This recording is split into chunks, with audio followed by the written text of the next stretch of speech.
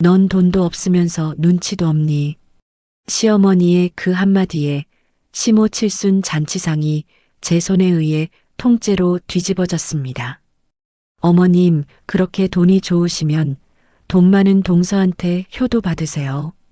저는 그 한마디를 남기고 시댁 현관문을 박차고 나왔습니다. 그리고 몇 달 뒤 길바닥에 주저앉아 제 바짓가랑이를 붙들고 통곡하는 한 여인이 있었습니다. 그토록 떠받들던 작은 며느리는 도대체 어디로 사라진 걸까요? 사연이 시작하기 전 좋아요와 구독을 눌러주세요. 오늘 하루 행운과 행복이 가득하도록 기원해 드릴게요. 오늘의 사연 지금 시작합니다. 제 이름은 한도경, 올해 42입니다. 서울 변두리 작은 골목 끝에 자리 잡은 5평짜리 떡집 도경이네 한가방을 꾸려가는 안악이지요. 사람들은 저를 두고 늦깎이라 부릅니다. 36이 되어서야 충청도 어느 시골명인 밑에서 한과와 떡 빚는 법을 처음 배웠으니 그 말이 틀린 것도 아닙니다. 성격은 무던한 편입니다. 누가 발등을 밟아도 일단은 웃고 누가 모진 말을 던져도 속으로 한참을 사귀고 나서야 입을 엽니다. 다만 한 번 마음의 선을 넘은 사람에게는 2번 다시 곁을 주지 않습니다. 저는 그것을 제 인생의 단 하나뿐인 고집이라 여기며 살아왔지요. 저는 강원도 작은 읍내에서 태어났습니다. 일찍 아버지를 여의고 어머니가 시장통 떡집에서 새벽 2시부터 김을 쐬며 저를 키우셨습니다. 어머니 손에서 풍기던 고소한 콩고물 냄새가 제 유년의 전부였지요. 20살에 서울로 올라와 식당 홀서빙, 빵집 보조, 사무실 격리까지 닥치는 대로 했지만 어느 한 자리도 제 것 같지가 않았습니다. 30이 가까워질 무렵에는 통장 잔고보다 한숨이 더 많았던 시절이었습니다. 그 무렵 만난 사람이 지금의 남편 강민호입니다. 원룸 의자 다리가 부러진 한겨울 새벽, 저는 그 의자를 어깨에 매다시피 끌고 시린 골목을 한참 걸었습니다. 간판도 흐릿한 동네 목공방 미닫이 문을 드르륵 밀자 톱밥 냄새가 훅 끼쳐 올라왔지요. 한 남자가 등을 보인 채 사포질을 하고 있었습니다. 어깨에 하얗게 톱밥을 뒤집어 쓴 모습이 꼭 눈사람 같았습니다. 도경이 의자를 바닥에 내려놓으며 머뭇거리듯 입을 열었습니다. 저기 사장님, 이거 한쪽 다리가 완전히 부러져서요. 혹시 튼튼하게 고칠 수 있을까요? 강민호가 사포를 내려놓고 천천히 돌아섰습니다. 아이고, 이런 낡은 의자는 새로 하나 사는 게 훨씬 쌉니다. 배보다 배꼽이 더 커서 수리비가 더 나와요. 도경이 어깨를 움츠리며 작게 대답했습니다. 그래도 제가 처음 돈 벌어서 산 물건이라 정이 들어서 버리기가 아깝네요. 부탁 좀 드릴게요. 강민호가 잠시 도경의 얼굴을 빤히 보더니 의자를 들어 작업대 위에 올렸습니다. 일단 저기 앉아서 좀 쉬세요. 길어도 1시간이면 뚝딱 고쳐놓겠습니다. 1시간이 지나 강민호는 새 다리를 끼운 의자를 바닥에 툭 내려놓고 자판기에서 율무차 한 잔을 뽑아 도경에게 내밀었습니다. 손마디가 거칠고 손톱 밑에 까만 기름때가 박혀 있었지요. 오늘 수리비는 돈으로 안 받을랍니다. 그냥 이 따뜻한 율무차 한 잔 드시는 걸로 치시죠. 도경이 두 손으로 종이컵을 감싸며 고개를 숙였습니다. 세상에 어떡해요. 사장님 힘들게 일하신 건데 돈을 안 받으시면 안 되죠. 강민호가 처음으로 슬쩍 웃었습니다. 손님한테서 참 좋은 나무 냄새가 나네요. 우리 목공방하고 아주 잘 맞는 분 같습니다. 그 한마디에 저는 가슴 한구석이 뭉근하게 데워지는 것을 느꼈습니다. 세상에서 늘 어중간했던 저를 누군가가 처음으로 특별하다 말해준 순간이었지요. 그날 이후 저는 핑계를 만들어 그 골목을 자주 드나들었고 2해가 지나기 전에 강민호의 손을 잡고 혼인신고서를 썼습니다. 시댁에 처음 인사를 가던 날 저는 시장에서 산 단정한 카디건 하나를 입고 작은 한과 상자를 품에 안고 갔습니다. 시어머니 박순자가 거실 소파에 앉아 저를 위아래로 훑쳤습니다. 그래, 넌 고향이 어디라고? 도경이 두 손을 무릎 위에 모으고 또렷이 대답했습니다. 네, 어머님. 강원도 정선촌에서 왔습니다. 박순자가 콧등을 살짝 찡그렸습니다. 그래, 부모님은 시골에서 뭐해서 먹고 사시고, 아버지는 일찍 돌아가셨고요. 어머니는 시장통 안에서 작게 떡 장사를 하셨습니다. 박순자가 들고 있던 찻잔을 탁자에 탁 소리나게 내려놓았습니다. 아이고, 내 팔자야. 우리 잘난 민호가 어쩌다 사람 보는 눈이 저리 삐었을까. 번듯한 집안 아가씨 다 놔두고 고작 떡장수 딸을 데려와. 하긴 뭐 끼리끼리 만난다더니 옛말 틀린 거 하나 없네. 옆에 앉아있던 강민호가 어머니 무릎에 손을 얹으며 낮게 말했습니다. 엄마, 도경이 흠잡을 데 없이 착한 사람이에요. 처음 보는 며느리감한테 그게 대체 무슨 막말이세요? 박순자가 아들 손을 툭 쳐냈습니다. 어디서 어미 입을 막아. 며느리로 우리 집에 들이려면 근본이 어떤지는 어른이 똑똑히 알아야 할 거 아니야. 저는 그날 식어가는 보리차를 2시간 동안 쥐고만 있었습니다. 시댁 거실벽에 걸린 큼지막한 가족사진 속에서 시어머니는 작은 아들 강민철과 그 옆에 서 있을 동서감을 자랑하듯 가운데 자리를 비워두고 있었지요. 저는 그날 처음으로 이 집에서 제 자리가 어디쯤에 놓일지를 가늠하게 되었습니다. 그로부터 12년이 지난 4월 어느 토요일 시어머니 박순자의 칠순 잔칫날이 밝았습니다. 저는 사흘밤을 꼬박 세워 화과자 모양 떡과 삼색강정, 앙금 플라워, 케이크 한 단까지 정성스레 차려 큰 보자기에 쌌습니다. 새벽 4시 떡을 찌고 나서 퉁퉁 부은 종아리를 주먹으로 두드리다 거실 바닥에 잠깐 등을 댔지요. 강민호가 작업복 차림 그대로 다가와 제 어깨에 얇은 담요를 덮어주었습니다. 도경아, 억지로 무리하지 마라. 네가 이렇게 밤새워 고생해봤자 엄마 성에 안 차면 또 독설만 날아올 텐데 내가 다 속상하다. 도경이 눈을 감은 채 작게 웃었습니다.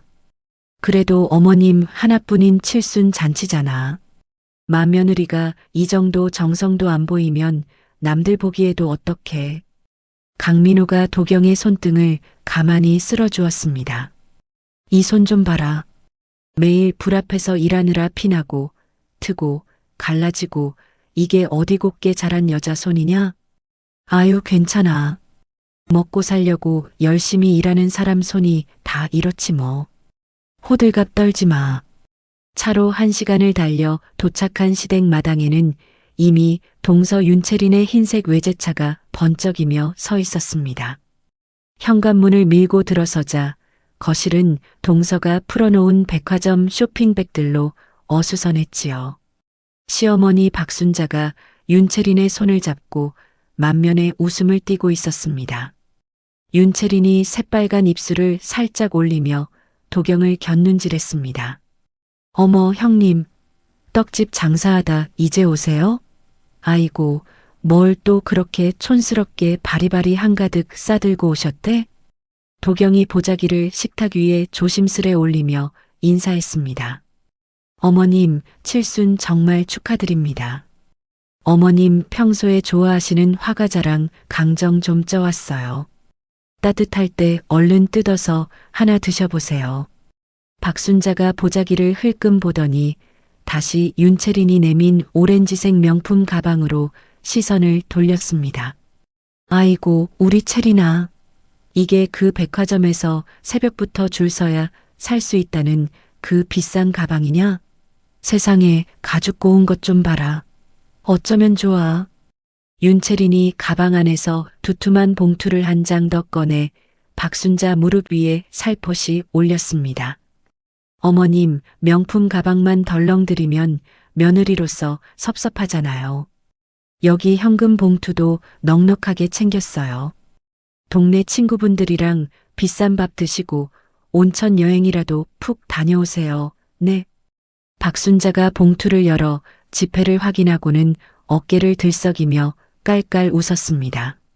아이고, 이 예쁜 것. 역시 돈 잘 버는 우리 작은 며느리가 최고야, 최고. 큰 며느리는 허구한 날 맹탕이라 이런 센스는 쥐뿔도 없잖니. 내 복에 작은 며느리라도 들어와서 다행이지.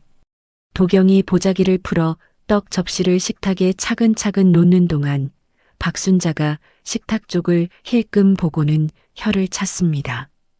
야, 한도경. 넌 칠순 잔치상에 웬 시골 총구석에서나 먹을 밀가루 덩어리를 바리바리 싸들고 와서 분위기를 초치니? 넌 돈이 없으면 눈치라도 있던가. 어쩜 저렇게 맹에 빠졌어. 도경이 떡 접시를 내려놓던 손이 허공에서 잠깐 멈췄습니다. 윤채린이 입을 가리며 짧게 웃었습니다. 어머님도 참. 형님 딴에는 무리해서 며느리 노릇하려고 준비하셨을 텐데 너무 기죽이지 마세요. 근데 형님, 이거 혹시 시장통 구석에서 떨이로 싼 맛에 사오신 거예요? 아님 집에서 쪼물딱 직접 만드신 거예요? 도경이 고개를 들고 윤채린을 똑바로 보았습니다. 동서, 나 이거 우리 어머님 드리려고 장사 끝내고 사흘 밤낮 꼬박 세워서 정성껏 빚은 거야. 윤채린이 어머 하고 입을 동그랗게 모았습니다. 아, 어쩐지 떡 모양이 되게 촌스럽고 투박하더라고요. 요새 백화점 떡들은 눈으로 먹기 아까울 정도로 예쁘고 깔끔하게 나오던데 형님 솜씨가 영 옛날 촌부 스타일이라 그런가 봐요. 호호. 박순자가 박수를 짝 치며 거들었습니다. 채린이 말이 100번 맞다. 우리 채린이가 사다 주는 고급 양과자는 입에 넣자마자 솜사탕처럼 살살 녹는데 저 큰 며느리가 만든 떡은 목구멍이 턱턱 막혀서 영 못 삼키겠어. 딱 시장통 싸구려 맛이지. 거실에 둘러앉은 친척 어른들이 어색하게 웃다가 시어머니 눈치를 보고는 슬그머니 윤채린이 가져온 케이크 쪽으로 손을 뻗었습니다. 도경의 떡 접시는 식탁 한 구석에서 점점 식어갔지요. 저는 그 순간 사흘 동안 잠 한숨 못 자고 부르튼 제 손가락을 가만히 내려다보았습니다. 손톱 사이에 박힌 노란 콩가루가 형광등 불빛 아래 더 초라하게 보였지요. 가슴 한복판에서 뭔가가 툭 하고 끊어지는 소리가 들렸습니다. 도경이 식탁 모서리를 두 손으로 천천히 짚었습니다. 어머님, 제발 그만 좀 하세요. 박순자가 봉투를 만지작거리다 도경을 올려다보았습니다. 뭐? 시어미가 기분 좋게 농담 한마디 하는데 네가 어디서 감히 눈을 동그랗게 뜨고 덤벼. 도경이 떡 접시 가장자리에 손을 갖다 댔습니다. 제가요, 이 집안에 들어와서 12년을 꾹꾹 눌러 참았습니다. 어머님 생신 때마다 잠 한숨 못 자고 떡 젓고요. 명절마다 불 앞에서 전 부치느라 손등이 다 다고 벗겨졌다고요. 박순자가 눈썹을 치켜 올렸습니다. 아이고, 기가 막혀서. 네가 지금 친척 어른들 다 모인 데서 시어미한테 말대답을 해. 네가 아주 단단히 미쳤구나. 도경이 식탁 모서리를 잡은 손에 힘을 주었습니다. 네, 저 미쳤습니다. 늘 어머님 듣기 좋은 소리만 하고 굽신거렸는데 오늘 딱 한 번만 제가 하고 싶은 대로 원 없이 해보겠습니다. 말이 끝나기가 무섭게 도경이 식탁 끝을 힘껏 들어 올렸습니다. 떡 접시와 강정 그릇이 한꺼번에 거실 바닥으로 우르르 쏟아져 내렸지요. 박순자가 비명을 지르며 봉투를 가슴에 끌어안았고 윤채린이 자기 명품 가방을 잽싸게 소파 위로 피신시켰습니다. 박순자가 손가락질을 하며 소리쳤습니다.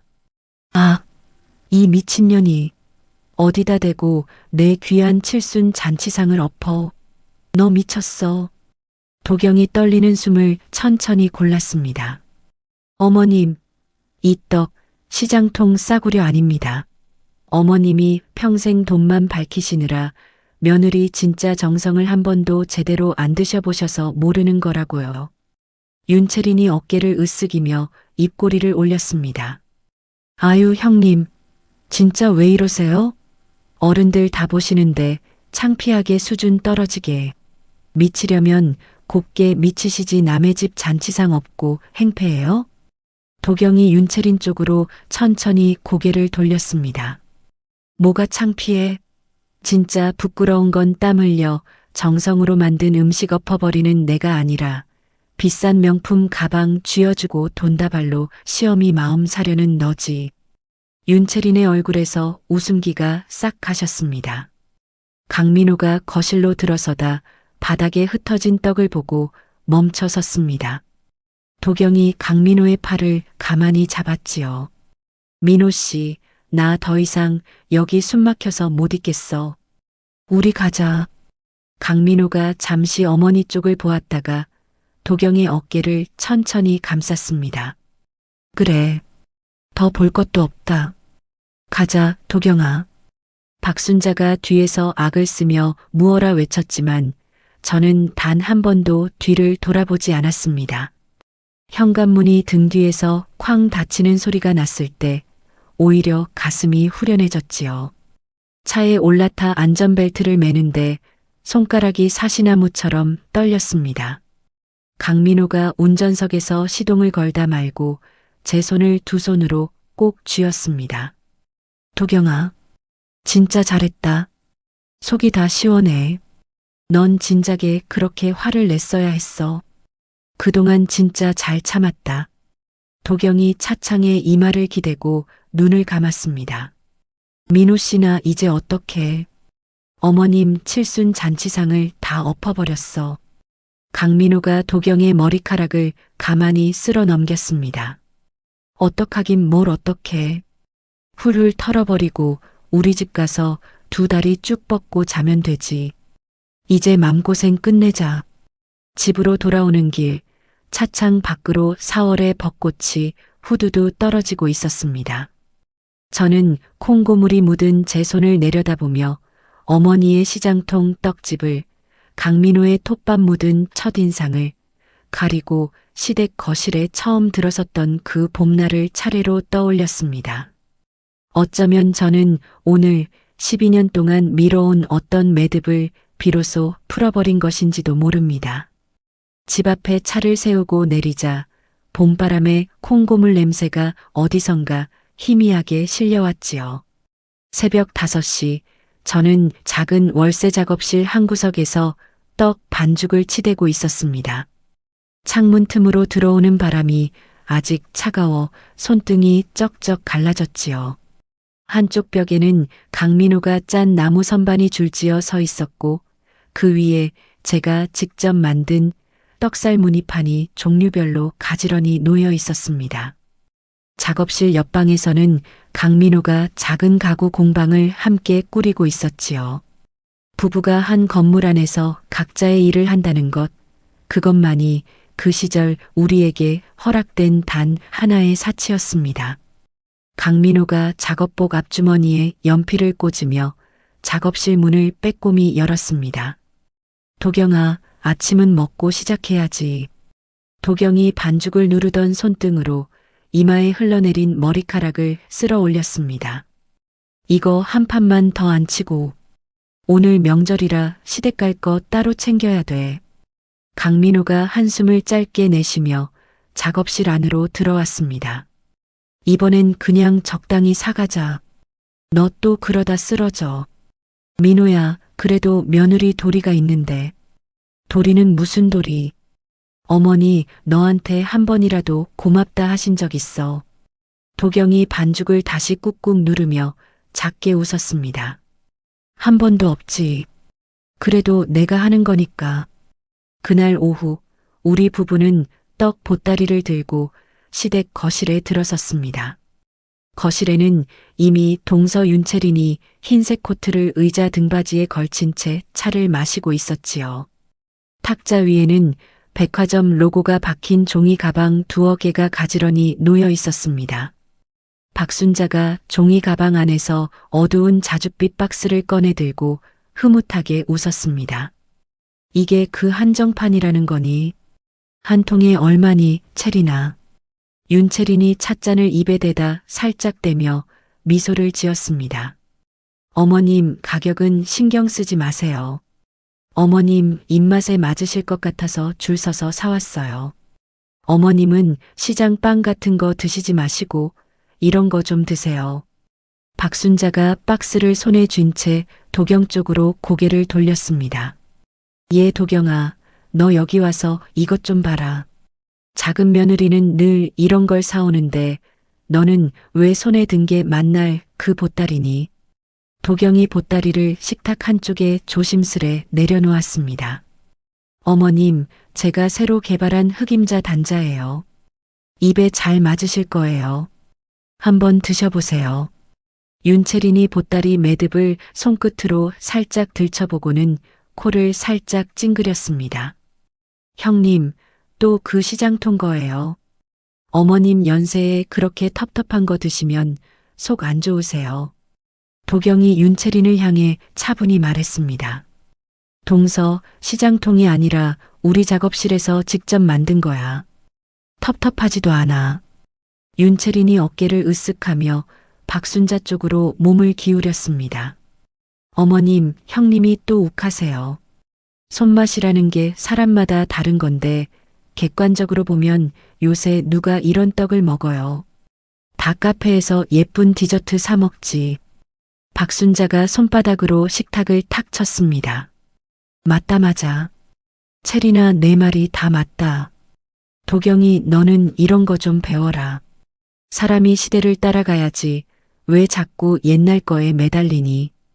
도경이 시댁 부엌 쪽으로 발길을 돌렸습니다. 어머님, 전 부쳐야 해서 부엌에 좀 들어갈게요. 박순자가 못마땅한 표정으로 손을 휘저었습니다. 그래, 가서 일이나 해라. 거실은 시끄러우니까. 부엌에 들어선 도경의 등 뒤로 윤채린의 가느다란 웃음소리와 박순자의 호우거리는 소리가 한참이나 이어졌습니다. 저는 앞치마 끈을 다시 동여매고 가스레인지 앞에 섰지요. 프라이팬에 기름을 두르고 동그랑땡을 하나씩 올리는데 손등 위로 뜨거운 기름이 톡 튀었습니다. 저는 흠칫 놀라 손을 움츠렸지만 소리는 내지 않았습니다. 부엌문 너머에서 박순자의 또렷한 음성이 들려왔지요. 채린아, 너 다음 주에 그 카페 또 새로 낸다며. 강남에 자리 잡은 거지. 윤채린의 목소리가 한 톤 높아졌습니다. 네, 어머님, 이번엔 100평이에요. 인테리어만 1억 넘게 들였어요. 오픈하면 어머님 친구분들이랑 다 모시고 올게요. 박순자가 깔깔 웃었습니다. 우리 채린이는 진짜 능력이 있어. 사업가 며느리 하나 두니 내가 어디 가서도 어깨가 펴진다. 저는 프라이팬 손잡이를 꽉 쥐었습니다. 손가락 마디가 하얗게 변할 만큼 힘이 들어갔지요. 밤이 깊어 시댁을 나서 작업실 골목으로 돌아왔을 때 시계는 이미 11시를 넘기고 있었습니다. 작업실 불을 켜자 차가운 형광등 불빛이 깜빡깜빡 2번 흔들리다 환하게 들어왔지요. 강민호가 외투를 벗어 의자에 걸치고는 책상 서랍에서 연고통을 꺼내 들었습니다. 도경이 작업대 모서리에 엉덩이를 살짝 걸치고 손을 내밀었습니다. 오늘은 좀 많이 갈라졌어. 강민호가 도경의 손등을 무릎 위에 올려놓고 연고를 천천히 발랐습니다. 도경아. 응. 이제 그만 다니자, 시댁. 도경이 고개를 저으며 작게 웃었습니다. 그래도 어떻게 그래. 명절인데. 강민호가 연고통 뚜껑을 닫으며 도경의 눈을 똑바로 보았습니다. 명절 같은 소리 하지 마. 너 거기 갔다 오면 사흘은 알아. 내가 그거 다 보는데 어떻게 가만 있냐? 도경이 강민호의 손등 위에 자기 손을 가만히 포겠습니다. 민호야, 내가 한 가지만 믿고 살아. 뭔데? 우리 둘 다 손에 굳은 살이 있잖아. 이 굳은 살이 거짓말은 안 해. 강민호가 도경의 손가락을 하나하나 가만히 폈습니다. 그래. 안 해. 절대 안 해. 도경이 작업대 위에 펼쳐놓은 두꺼운 노트를 손바닥으로 가만히 쓸었습니다. 이거 봐. 흑임자랑 콩고물 비율. 이번엔 좀 잡힌 것 같아. 한 1년만 더 다듬으면 우리 시그니처 하나 나올 것 같아. 강민호가 노트를 들여다보다 빙그레 웃었습니다. 이거 진짜 박물관에 들어가야 돼. 글씨가 너무 빽빽해서 나는 못 읽겠다. 도경이 강민호의 어깨를 가볍게 툭 쳤습니다. 못 읽으면 우리만 알면 되지. 그래. 우리만 알자. 다음 날 아침 저는 작업실에 평소보다 1시간 일찍 나갔습니다. 작은 라디오에서 흘러나오는 옛 가요를 들으며 콩을 볶고 흑임자를 빻고 새떡 반죽을 안쳤지요. 점심 무렵 골목 어귀에서 또각또각 구두 소리가 가까워졌습니다. 유리문 너머로 윤채린의 베이지색 코트 자락이 어른거리는 것이 보였지요. 도경이 앞치마에 손을 닦으며 문 쪽으로 다가갔습니다. 윤채린이 문을 밀고 들어서며 작업실 안을 휙 둘러보았습니다. 형님, 여기가 그 작업실이에요. 생각보다 더 좁네요. 도경이 작업대를 사이에 두고 마주 섰습니다. 동서, 여긴 어쩐 일이야. 윤채린이 손가락 끝으로 작업대를 슬쩍 훑쳤습니다. 지나가다 들렀어요. 어머님이 형님 걱정 많이 하시길래요. 큰 며느리가 너무 좁은 데서 고생한다고요. 도경이 작업대 위에 펼쳐놓았던 노트를 슬그머니 덮었습니다. 걱정 안 해주셔도 돼. 우리는 우리대로 잘 지내. 윤채린의 시선이 덮인 노트 위에 잠시 머물렀습니다. 형님, 그거 뭐예요? 무슨 비밀 장부 같은 거예요? 도경이 노트를 작업대 아래 서랍에 집어넣었습니다.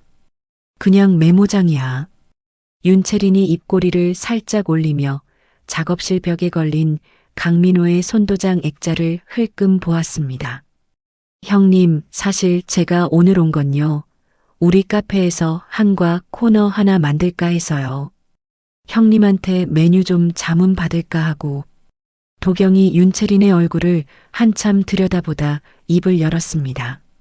동서, 자문은 아무한테나 받는 게 아니야. 자기 카페에 맞는 사람이 따로 있어. 윤채린이 어깨를 한번 으쓱했습니다. 형님, 너무 매정하시네요. 가족끼리 좀 도와주면 좋잖아요. 가족이라는 말, 동서 입에서 그렇게 가볍게 나오는 거 처음 들어. 윤채린이 손목시계를 흘끔 보고는 종이 가방 하나를 작업대 위에 툭 올렸습니다. 형님, 이거 어머님이 형님 갖다 드리래요. 우리 카페 신메뉴인데 한번 드셔보시고 안목 좀 키우시래요. 도경이 종이 가방을 손도 대지 않고 윤채린 쪽으로 다시 밀었습니다. 동서 가져가. 난 내 떡으로 충분해.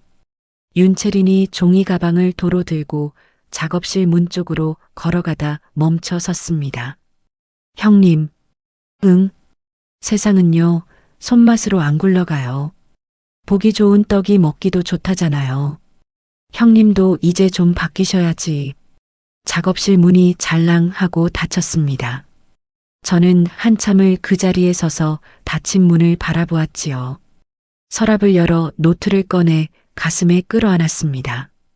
종이 표지 위에 누런 콩가루가 자잘하게 묻어 있었지만 저는 그것을 털어내지 않았습니다. 이 노트 한 권에 우리 부부가 흘린 땀이 다 적혀 있다는 것을 저 말고 또 누가 알아주겠습니까? 오후 햇살이 작업실 창문으로 비스듬히 들어와 작업대 위에 놓인 떡살 무늬판을 또렷이 비추었습니다. 저는 노트를 다시 서랍 깊숙이 밀어넣고 앞치마 끈을 다시 단단히 동여맸습니다. 설 연휴 사흘째 되는 날이었습니다. 저는 시댁 거실 한쪽 식탁에서 만두를 빚고 있었지요. 부엌에서는 박순자가 윤채린과 함께 차를 마시며 한참 수다를 떠는 중이었습니다. 저는 만두소가 떨어져 작업 가방을 가지러 안방으로 향했습니다. 시댁에 올 때 챙겨온 작은 청가방 안에 새 만두소를 더 담아두었거든요. 가방 옆에는 제가 늘 들고 다니던 빛바랜 갈색 노트가 비스듬히 삐져나와 있었습니다. 도경이 만두소 통을 꺼내 다시 가방을 정리하던 손이 잠시 멈췄습니다. 이거 왜 이렇게 삐져나와 있지? 저는 노트를 다시 안쪽으로 밀어넣고 가방 지퍼를 끝까지 단단히 채웠습니다. 잠깐의 그 순간을 저는 평생 후회하게 됩니다. 1시간쯤 지나 만두를 다 빚고 거실로 나왔을 때 윤채리는 이미 자기 차 키를 들고 현관에서 신발을 신고 있었지요. 윤채린이 코트깃을 세우며 박순자에게 인사했습니다. 어머님, 저 먼저 갈게요. 내일 카페 인테리어 미팅이 있어서요. 박순자가 못내 아쉬운 듯 윤채린의 손을 꼭 잡았습니다. 그래. 바쁜 사람을 너무 오래 잡았다. 운전 조심해서 가라. 윤채린의 시선이 거실 식탁 위에 놓인 도경의 청가방을 한번 스쳤습니다. 형님은 더 계시다 가시는 거예요. 도경이 만두 그릇을 닦던 행주를 내려놓았습니다. 동서 먼저 가. 나는 어머님 저녁상 봐드리고 갈 거야. 윤채린이 새빨간 입술을 살짝 올리며 현관문을 열었습니다. 형님은 참 부지런하세요. 다음에 또 봬요. 그날 밤 작업실로 돌아와 가방을 풀던 저는 무언가 이상한 기운을 느꼈습니다. 노트는 분명히 그대로 있었지만 평소 제가 끼워두던 손때 묻은 책갈피 자리가 살짝 어긋나 있었지요. 저는 잠깐 갸웃했지만 명절 피로에 신경이 예민해진 탓이려니 하고 노트를 서랍에 다시 넣었습니다. 그것이 제 마지막 방심이었습니다. 석 달이 지난 4월 말 강남 한복판에 윤채린의 새 카페가 문을 열었습니다. 강민호가 휴대전화를 들고 작업실로 뛰어들어왔지요. 강민호가 화면을 도경 쪽으로 들이밀었습니다. 도경아, 이거 좀 봐. 이거 네가 만든 거 아니야. 도경이 반죽 묻은 손을 앞치마에 닦으며 화면을 들여다보았습니다. 사진 속 디저트는 흑임자와 콩고물을 층층이 쌓아 올린 한 입 크기의 작은 떡이었습니다. 저는 그 모양과 색감을 한눈에 알아보았지요. 제 노트 42번째 장에 그려둔 시그니처 떡, 이름도 모양도 비율도 거의 똑같았습니다. 도경의 손가락이 화면 위에서 부들부들 떨렸습니다. 민호야, 이거 내 거잖아. 강민호가 도경의 어깨를 부축하듯 잡았습니다. 도경아, 진정해. 일단 앉아봐. 도경이 작업대 의자에 털썩 주저앉아 화면을 다시 들여다보았습니다. 이름만 영어로 바꿔놨어. 그거 빼고는 다 똑같아. 저는 그 자리에서 다리에 힘이 빠져 한참을 일어서지 못했습니다.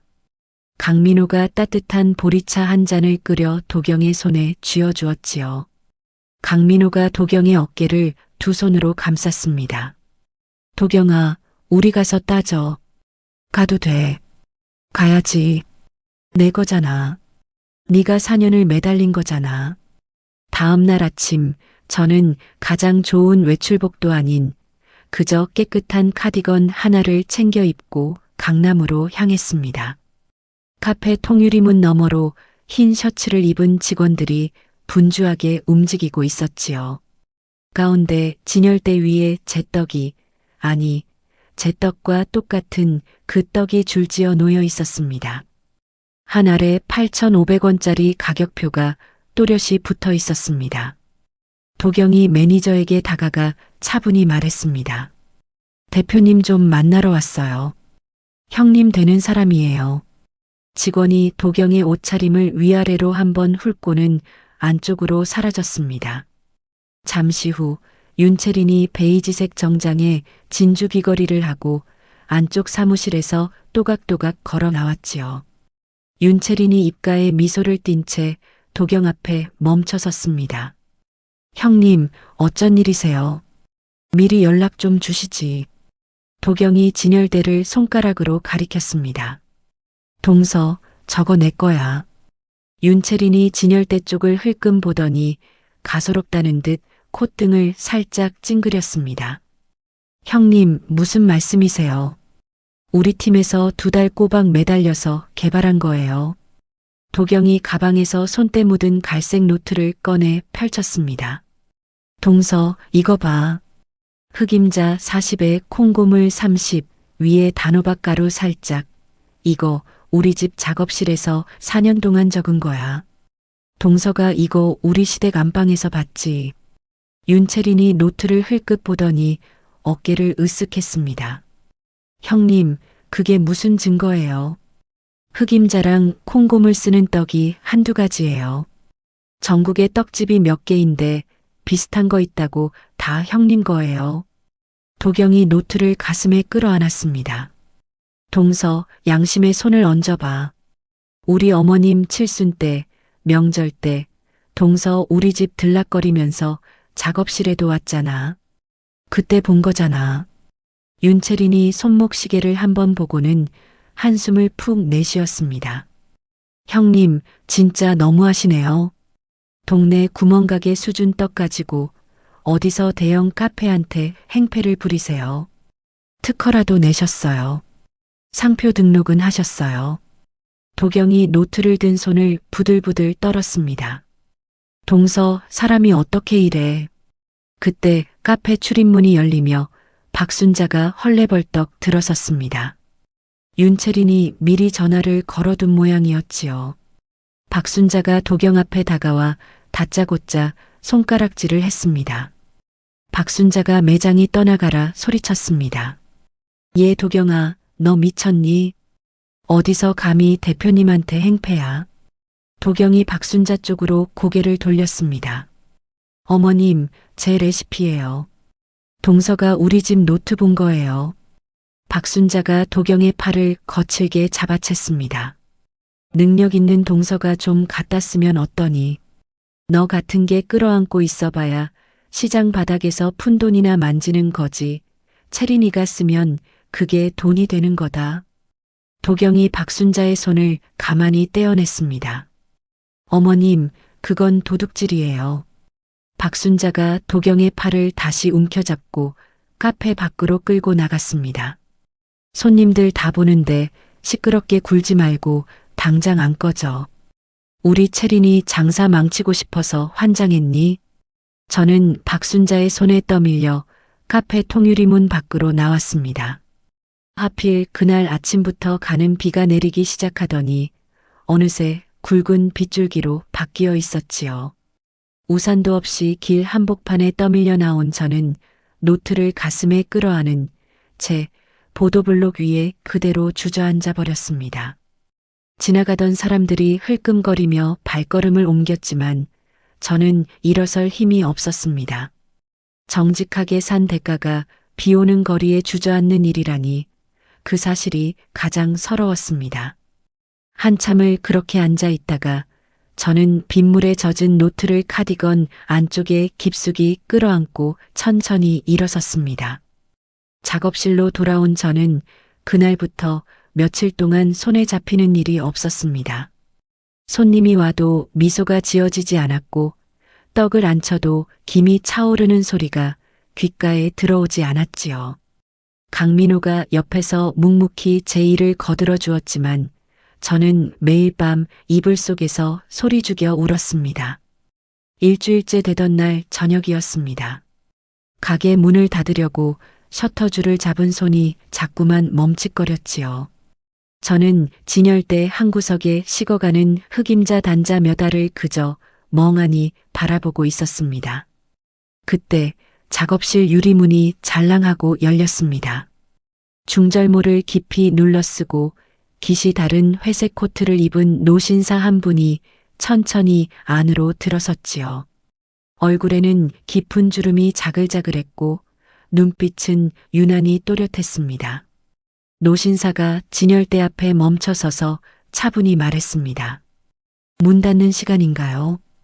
도경이 셔터줄을 놓고 다가갔습니다. 아직 안 닫았어요.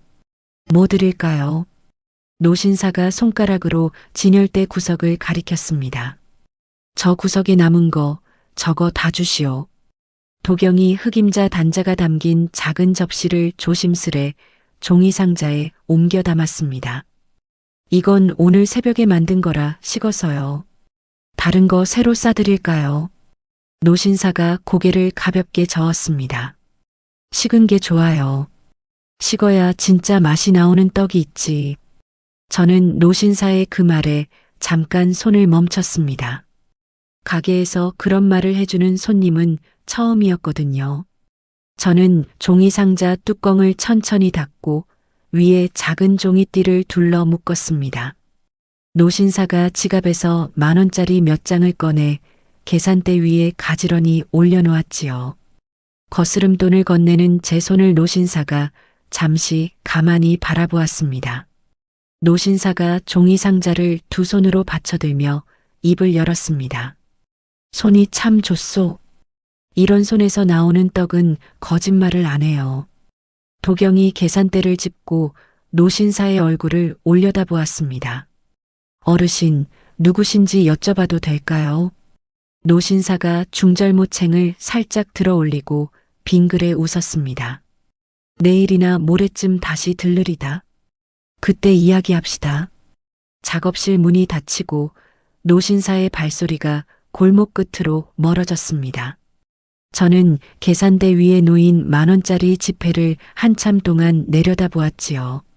지폐 모서리에 작은 톱밥 한 조각이 묻어 있었는데 그것이 강민호의 공방에서 묻은 것인지 어디서 흘러온 것인지 알 수 없었습니다. 저는 셔터를 마저 내리고 가게 안 형광등을 하나만 남겨둔 채 작업대 앞에 가만히 앉았습니다. 일주일 만에 처음으로 가슴 한구석에서 작은 등불 하나가 켜지는 듯한 기분이 들었지요. 다음 날 아침 저는 평소보다 1시간 일찍 작업실에 나갔습니다. 어쩐 일인지 어젯밤 그 노신사의 얼굴이 자꾸 떠올라 새벽잠을 설쳤지요. 가스불에 시루를 올리고 김이 모락모락 피어오르는 것을 바라보고 있는데 강민호가 작업복 차림으로 들어왔습니다. 강민호가 작업실 입구에 멈춰서서 도경을 가만히 보았습니다. 도경아, 너 오늘 얼굴이 좀 폈다. 도경이 시루 뚜껑을 살짝 들썩이며 빙그레 웃었습니다. 어제 손님 한 분이 오셨는데 좋은 말씀을 하시고 가셨어. 무슨 말? 손이 좋다고. 거짓말 안 하는 떡이라고. 강민호가 도경의 손등을 가만히 잡았습니다. 맞는 말이지. 내가 늘 하는 말이잖아. 도경이 강민호의 손등을 마주 잡았습니다. 민호야, 나 어제 그 말 한마디에 일주일 만에 처음으로 밥을 2공기 먹었어. 강민호가 어처구니 없다는 듯 웃음을 터뜨렸습니다. 2공기. 그래, 잘했다. 더 먹어. 오후 3시쯤 작업실 유리문이 잘랑하고 또 열렸습니다. 어제 그 회색 코트의 노신사가 같은 중절모를 쓰고 들어왔지요. 다만 오늘은 손에 두툼한 검은 가죽 가방 하나를 들고 있었습니다. 노신사가 진열대 앞에 멈춰서서 모자를 벗었습니다. 오늘은 떡 사러 온 게 아니라 한도경 씨를 만나러 왔습니다. 도경이 앞치마에 손을 닦으며 한 발짝 다가섰습니다. 저를요. 어르신 성함을 아직 못 여쭸어요. 노신사가 가방에서 명함 한 장을 꺼내 두 손으로 도경에게 건넸습니다. 오연석이라고 합니다. 청파백화점 식품관 총괄 디렉터로 40년 일하고 있어요. 도경이 명함을 받아든 손이 살짝 떨렸습니다. 청파백화점이요. 본점. 오연석이 고개를 천천히 끄덕였습니다. 네, 본점. 한도경 씨 떡을 찾느라 한참 돌아다녔어요. 강남에서부터 시작해서 여기까지. 도경이 명함을 가슴께로 끌어쥐었습니다. 강남에서부터요. 오연석이 작업대 앞 의자에 천천히 앉았습니다. 한 달 전쯤에 강남 한복판에 새로 문 연 어느 카페에서 흑임자 단자라는 걸 한 알 사 먹은 적이 있어요. 한 알에 8,500원짜리. 도경이 작업대 모서리를 두 손으로 가만히 짚었습니다. 드셔보셨어요? 오연석이 코트 안주머니에서 손수건을 꺼내 안경을 닦으며 차분히 말을 이었습니다. 한 입 베어 무는 순간 알았소. 이건 영혼이 없는 떡이다. 모양은 그럴싸한데 입안에서 굴려보면 콩고물이 따로 놀고 흑임자가 따로 놀아. 사람이 4년 매달려 만든 맛이 아니라 4주 만에 흉내낸 맛이었지. 도경의 눈에 천천히 물기가 차올랐습니다. 어르신, 어떻게 그걸 단번에 아세요? 오연석이 안경을 다시 쓰고 도경을 똑바로 보았습니다. 40년 동안 매일 5가지 떡을 먹었어요. 흉내낸 맛은 한 입이면 알아요. 그래서 진짜 원조를 찾아 나섰소. 그 카페 매니저는 입을 다물더군. 그래서 떡 동네라 불리는 골목들을 사흘 동안 돌았어요. 도경이 작업대 의자에 천천히 주저앉았습니다. 오연석이 가방을 열어 두툼한 서류 한 부를 꺼내 작업대 위에 올려놓았습니다. 오연석이 서류를 도경 쪽으로 천천히 밀었습니다. 한도경 씨, 우리 백화점 본관 1층 메인 로비에서 한 달짜리 단독 팝업 스토어를 해보지 않겠소? 도경이 서류를 멍하니 바라보았습니다. 메인 로비요. 거기는 보통 명품 매장 자리잖아요. 오연석이 빙그레 웃었습니다. 올봄에 한 자리를 비워뒀어요. 진짜를 찾으면 거기에 앉히려고. 40년 만의 모험이지. 도경이 두 손을 모아 입을 가렸습니다. 어르신, 저 같은 사람이 거기에. 오연석이 도경의 두 손을 가만히 끌어 작업대 위에 내려놓게 했습니다. 한도경 씨 같은 사람이 거기 들어가야 백화점이 살아요. 화려한 가짜가 너무 많아서 손님들이 다 떠나고 있어요. 도경이 고개를 천천히 끄덕이며 작업대 위에 놓인 손등을 내려다보았습니다. 손마디마다 거뭇한 굳은 살이 박여 있고 새끼손가락 옆에는 며칠 전 김에 대인 화상 자국이 발갛게 남아 있었지요. 도경이 떨리는 목소리로 입을 열었습니다. 디렉터님, 저 한 가지만 여쭤봐도 될까요? 말씀하세요. 왜 저예요? 왜 저 같은 사람한테 이런 기회를 주세요? 오연석이 한참 도경의 눈을 들여다보다 천천히 말했습니다. 어제 그 식은 떡 말이오. 식은 떡을 그렇게 정성스럽게 종이띠까지 둘러싸주는 사람은 손님이 1명이든 100명이든 똑같이 만들 사람이에요. 나는 그런 사람을 40년째 찾아다녔소. 저는 그 말을 듣고 작업대 위에 이마를 묻어버렸습니다. 숨이 막혀 어깨가 들썩이는데 눈물이 도통 멈추질 않았지요. 강민호가 옆방에서 작업하다 들었는지 작업실로 조용히 들어와 제 등 뒤에 가만히 손을 얹어 주었습니다. 오연석이 자리에서 일어서며 도경 부부를 번갈아 보았습니다. 한 달 시간 드리겠소. 메뉴는 한도경 씨가 정하고 패키지도 직접 고민해 보세요. 백화점에서 어울리려면 떡도 옷을 잘 입어야 하니까. 강민호가 그제야 입을 열었습니다. 디렉터님, 패키지는 제가 만들어도 될까요? 오연석이 강민호 쪽으로 고개를 돌렸습니다. 바깥분이요. 강민호가 손바닥을 펴보였습니다. 가구 공방을 합니다. 도경이 떡에 맞는 나무 도시락, 제가 깎아보고 싶어요. 오연석이 강민호의 손바닥을 잠시 들여다보더니 빙그레 웃었습니다. 그러시오. 부부가 함께 만든 거라면 그게 더 좋겠소. 백화점 1층에 그런 이야기가 들어가야 손님들이 발걸음을 멈춰요. 오연석이 떠나고 작업실에는 우리 부부 둘만 남았습니다. 저는 한참을 작업대 앞에 앉아 명함을 들여다보았지요.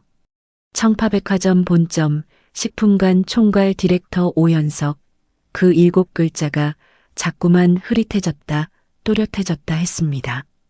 강민호가 도경의 옆자리에 앉아 어깨를 가볍게 부딪혔습니다. 도경아, 이거 진짜야. 도경이 명함을 두 손으로 꽉 쥐었습니다. 민호야, 우리 진짜 한번 해보자. 해보자. 너 4년 매달린 거 이번에 제대로 한번 펴봐. 도경이 강민호의 어깨에 머리를 살짝 기댔습니다. 민호야, 도시락은 어떤 나무로 깎을 거야? 강민호가 잠시 천장을 올려다보았습니다. 오동나무. 가볍고 향이 은은해. 떡향을 안 누르거든. 오동나무. 좋다. 그날부터 우리 부부의 작업실 불은 새벽 2시까지 꺼지지 않았습니다. 저는 흑임자 단자 외에도 새로운 메뉴 2가지를 더 다듬기 시작했지요. 하나는 단호박과 견과를 넣은 삼색강정이었고 다른 하나는 우리 어머니가 시장통에서 만들던 옛 방식 그대로 콩고물을 두툼하게 묻힌 인절미였습니다. 강민호는 옆방에서 오동나무 판자를 켜고 사포로 다듬었습니다. 밤마다 그의 작업복에는 노란 톱밥이 눈처럼 내려앉아 있었지요. 팝업 스토어 개점을 사흘 앞둔 어느 밤이었습니다.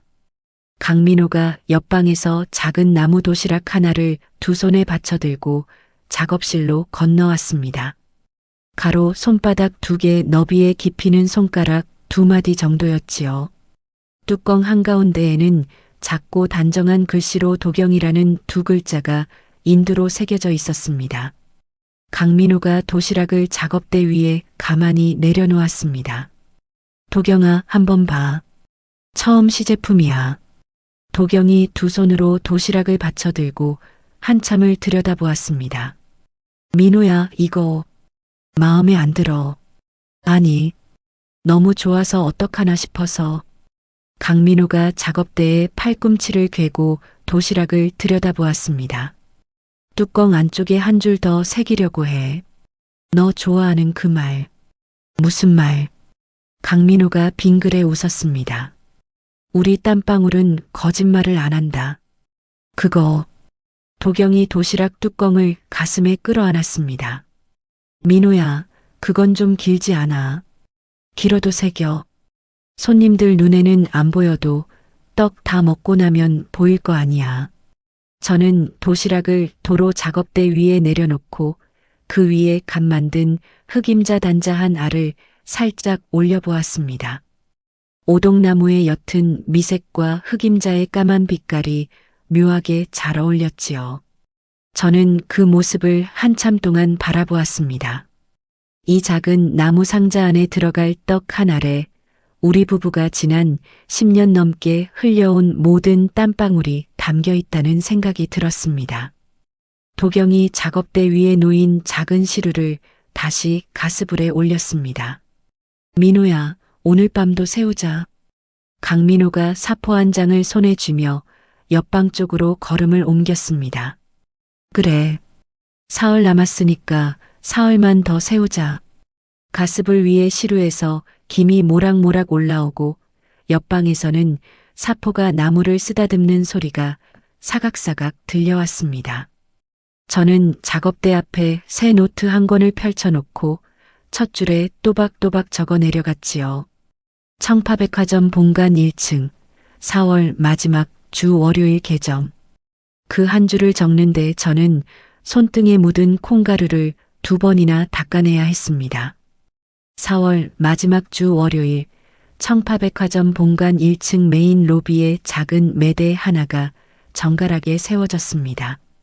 매대 뒤편에는 강민호가 직접 깎아 만든 오동나무 진열장이 은은한 조명을 받으며 자리하고 있었지요. 그 위에 도경인의 한가방이라는 5글자가 강민호의 손글씨를 그대로 본떠 만든 나무 간판에 또렷이 새겨져 있었습니다. 저는 흰 앞치마를 단단히 동여매고 매대 뒤에 섰습니다.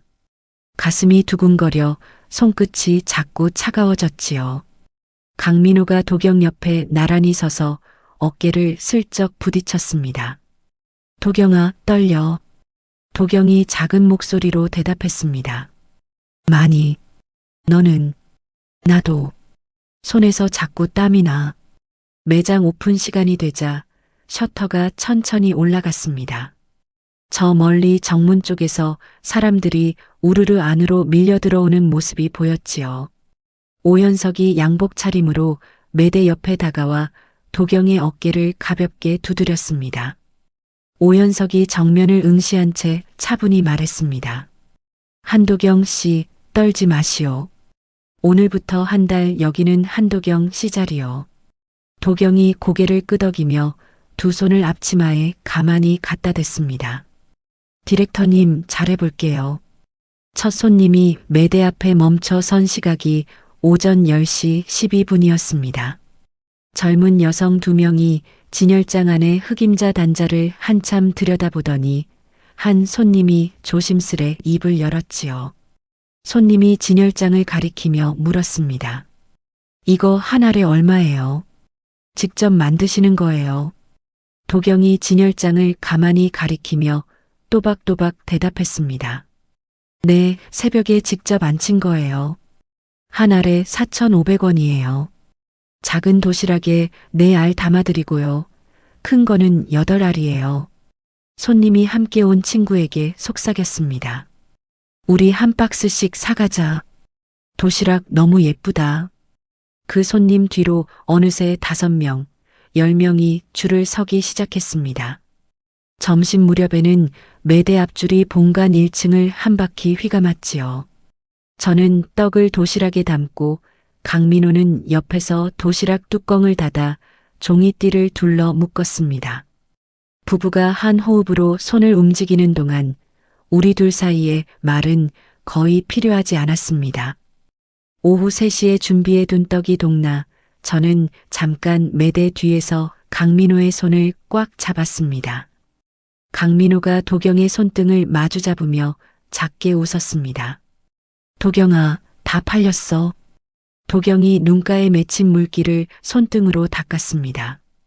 민호야, 우리 잠깐 화장실 좀 가자. 우리 부부는 매대를 잠시 직원에게 맡기고 사람이 잘 다니지 않는 비상계단 쪽 화장실로 들어갔습니다. 강민호가 세면대 앞에 서서 거울 속의 자신을 한참 들여다보더니 어깨를 들썩이며 울기 시작했지요. 저는 그의 옆에 서서 한 손으로 입을 막고 함께 울었습니다. 우리는 누가 들어오기라도 할까봐 소리를 죽이고 어깨만 들썩였습니다. 도경이 강민호의 등을 가볍게 두드렸습니다. 민호야, 우리 다 팔렸어. 진짜로 다 팔렸어. 강민호가 손등으로 눈가를 훔쳤습니다. 도경아, 너 4년 했잖아. 4년 매달렸잖아. 그러게.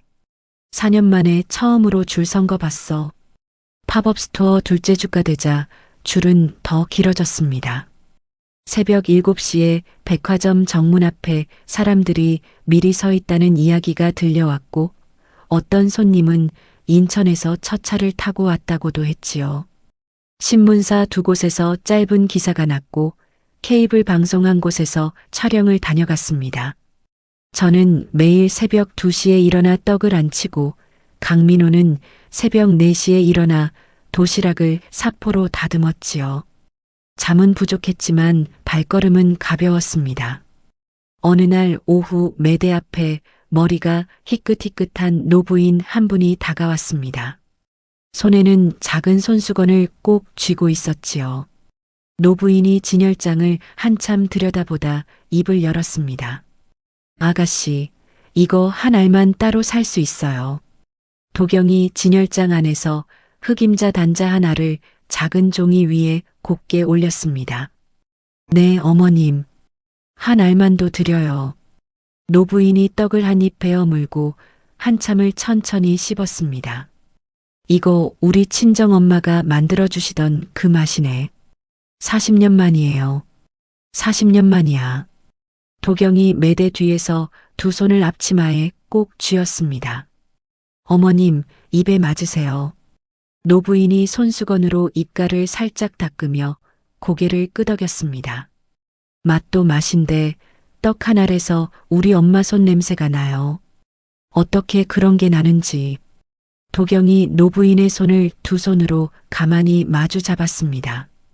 저희 어머니도 시장통에서 떡 장사하셨어요. 그 손맛을 잊지 않으려고 4년을 매달렸어요. 노부인이 도경의 손등을 가만히 두드렸습니다. 잘했어요. 진짜 잘했어요. 다음 주에 우리 손녀 데리고 또 올게. 저는 그날 매장을 정리하면서 강민호 몰래 다시 한번 눈가를 훔쳤습니다. 손님 한 분이 40년 전 어머니를 떠올린다는 그 한마디가 통장에 찍힌 매출 숫자보다 100배는 더 묵직하게 가슴에 박혔지요. 팝업 스토어 마지막 주 금요일, 오현석이 매대 옆으로 다가왔습니다. 손에는 두툼한 서류 봉투가 들려 있었지요. 오현석이 봉투를 도경에게 내밀었습니다. 한도경 씨, 본점 정식 입점 제안서요. 10분간 안쪽 자리 하나 비웠소. 도경이 봉투를 두 손으로 받으며 고개를 깊이 숙였습니다. 디렉터님, 정말 감사합니다. 오현석이 가볍게 고개를 저었습니다. 감사는 한도경 씨 손한테 하시오. 나는 그 손을 알아본 것뿐이지. 강민호가 그 옆에서 살짝 고개를 숙였습니다. 디렉터님, 저희가 이 은혜는 평생 잊지 않겠습니다. 오현석이 강민호의 어깨를 가볍게 두드렸습니다. 바깥분, 도시락 솜씨도 진짜요. 백화점 1층에서 손님들이 도시락 사진을 더 많이 찍어갔어요. 그게 사실은 떡보다 더 큰 광고였소.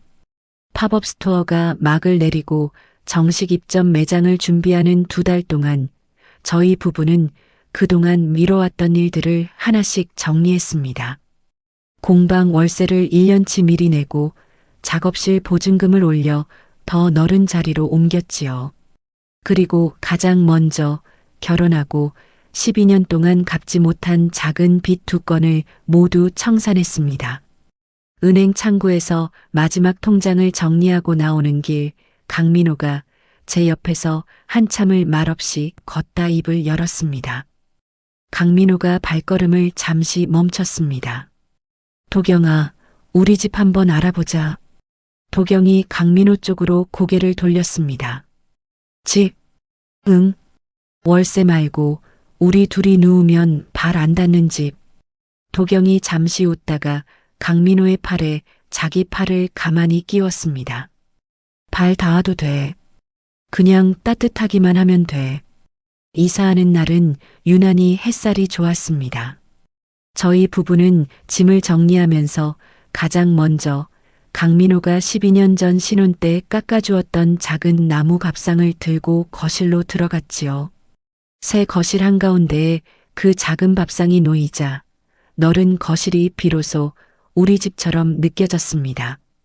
저는 부엌에서 막걸리 2병과 김치, 그리고 그날 작업실에서 가져온 인절미 한 접시를 챙겨 거실 바닥에 자리를 폈습니다.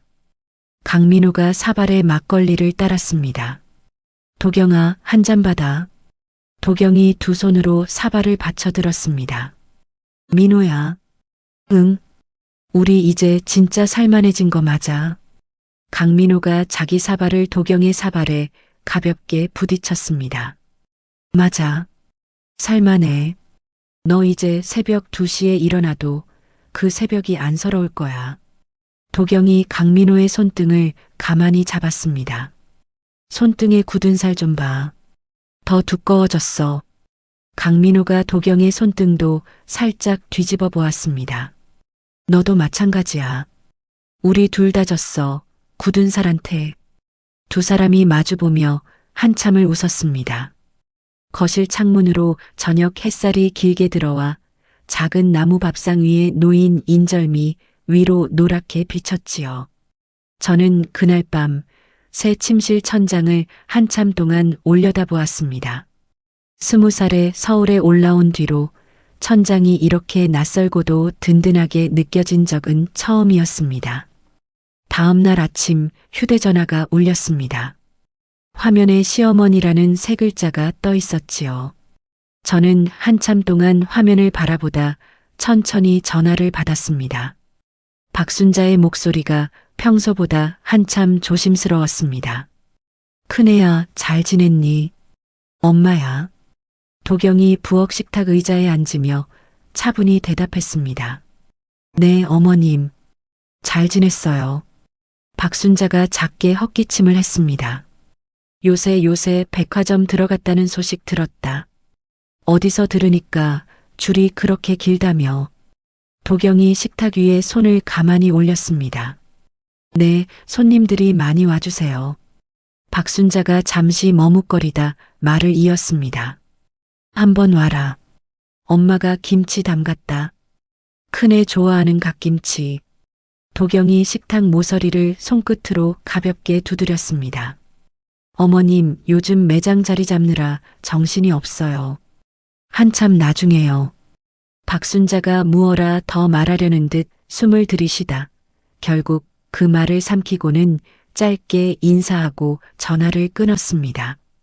저는 휴대전화를 식탁에 가만히 내려놓고 창밖을 한참 바라보았지요. 거실 한가운데 놓인 작은 나무 밥상 위에 어젯밤 우리 부부가 마저 마시지 못한 막걸리 사발이 한 짝 그대로 놓여 있었습니다. 저는 식탁에서 일어나 그 사발을 천천히 부엌으로 옮겼습니다. 본점 정식 입점 매장이 자리를 잡은 지 석 달째 되던 어느 화요일 아침이었습니다. 저는 평소처럼 새벽 2시에 일어나 흑임자를 볶고 떡을 안쳤지요. 강민호는 옆방에서 새 도시락을 깎고 있었습니다. 매장 직원 2명이 갓 출근해 흰 앞치마를 두르던 그때 휴대전화가 짧게 한번 울렸습니다. 매장 운영을 도와주는 청파백화점 식품관 직원이 보낸 메시지였지요. 도경이 휴대전화 화면을 들여다보다 손가락을 멈췄습니다. 여보, 이거 좀 봐봐. 강민호가 사포를 내려놓고 작업실로 건너왔습니다. 왜? 무슨 일이야? 도경이 화면을 강민호 쪽으로 돌려 보였습니다. 맘카페에 우리 매장 글이 올라왔다는데 분위기가 좀 이상해. 휴대전화 화면에는 캡처된 게시물 사진이 줄지어 떠 있었지요. 청파백화점 1층 그 떡집, 사실은 강남 모 카페 레시피 도용한 곳입니다.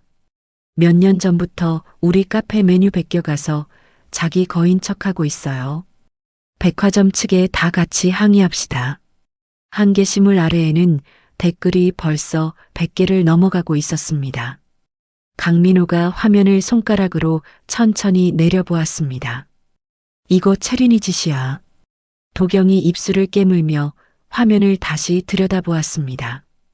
민호야, 글 올린 사람이 채린이 카페 팔로워 같아. 댓글에 채린이 본인 카페 계정도 있어. 강민호가 화면을 가리키며 또박또박 읽었습니다. 저도 진짜 어이가 없네요. 우리 가게에서 2달 동안 개발한 메뉴인데 이거 진짜 너무하잖아요. 채린이 본인 댓글이야. 저는 매장 안의자에 천천히 주저앉았습니다. 가슴 한가운데가 뜨겁게 달아오르더니 곧이어 손끝이 차갑게 식어갔지요. 강민호가 휴대전화를 빼앗듯 받아들고는 댓글창을 끝까지 내려보았습니다. 강민호가 한참을 들여다보다 작게 한숨을 내쉬었습니다. 도경아, 이거 한두 명이 한 게 아니야. 조직적으로 움직였어. 시간차를 두고 올라오고 있어. 도경이 두 손에 얼굴을 묻었습니다. 민호야, 우리 어떻게 해? 강민호가 도경의 어깨를 두 손으로 단단히 잡았습니다. 일단 매장부터 열어. 너는 떡 만들고 나는 이거 화면 다 갈무리할게. 한 장도 빠짐없이. 오전 11시쯤 되자 매장 전화기가 울리기 시작했습니다. 처음에는 차분한 문의 전화였지만 2시가 넘어가자 욕설이 섞인 항해 전화로 바뀌었지요. 어느 손님은 매장 앞까지 찾아와 진열장 유리를 손바닥으로 쾅쾅 두드리기도 했습니다. 매장 직원 한 명이 눈물이 그렁그렁한 채로 매대 뒤편으로 들어왔지요. 직원이 떨리는 목소리로 말했습니다. 사장님, 별점이 1시간 사이에 다 1점으로 바뀌고 있어요. 인터넷 검색에 우리 가게 이름 치면 도용이라는 말이 자동으로 같이 떠요. 도경이 직원의 어깨를 가만히 두드렸습니다. 미정 씨, 일단 진정해. 손님들 응대는 내가 할게. 미정 씨는 안쪽에서 떡만 챙겨. 오후 3시쯤 백화점 식품관 본부장이 직접 매장으로 내려왔습니다. 오연석은 그날따라 외부 회의가 있어 자리를 비운 상태였지요. 본부장은 진열장을 한 바퀴 둘러보고는 매장 뒤편으로 도경을 조용히 불렀습니다. 본부장이 팔짱을 끼고 차분한 어조로 말했습니다. 한도경 대표님, 상황 인지하고 계시죠? 도경이 두 손을 앞치마 위에 가만히 모았습니다. 네, 본부장님. 아침부터 보고 있어요. 본부장이 헛기침을 한 번 했습니다. 본관 1층 입점 매장이 이런 식으로 입길에 오르면 저희도 가만히 두고 보긴 어렵습니다. 일단 한 주만 매장 운영을 잠시 멈추시는 게 어떨까 싶은데요. 도경이 본부장을 똑바로 마주 보았습니다.